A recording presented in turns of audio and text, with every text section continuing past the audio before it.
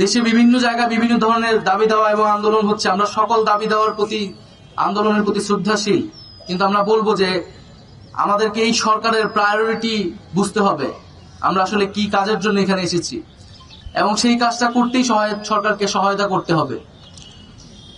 এবং আমরা বলবো যে এই জুলাই গণহত্যা সহ এর আগের যে গুম খুন, এই সকল গণহত্যা এবং গুম খুনের বিচারের মাধ্যমে কিন্তু সমাজে একটা ন্যায় বিচার নিশ্চিত পাবে এবং এই শহীদ পরিবারে এবং আমাদের সামনে জাতি হিসেবে আমরা আসলে দাঁড়াতে সক্ষম হব। তো এটা যাতে আমরা ভুলে না যাই, আমরা অবশ্যই বিচার আমাদের টপ প্রায়োরিটি। এই বাংলার মাটিতে এই গণহত্যাকারীদের বিচার নিশ্চিত করব, এটা ঘোষণা দিয়েই আমরা এক দফার ঘোষণা দিয়েছিলাম এবং আমরা সেখান থেকে এক বিন্দু পরিমাণও পিছপা হইনি।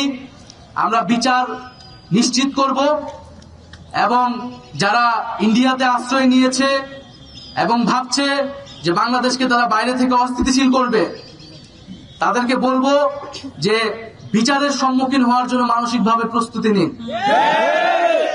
শেখ হাসিনা বাংলাদেশে আসবে কেবলমাত্র বিচারের মুখোমুখি হওয়ার জন্য, ফাঁসির কাস্টে ঝোলার জন্য। আসলে সত্যি কথা বলতে এই শহীদ বাবা মার সামনে দাঁড়ানোর শক্তি আমাদের আর নেই আসলে, কারণ আমাদের এই শহীদের মিছিল এত লম্বা হচ্ছে।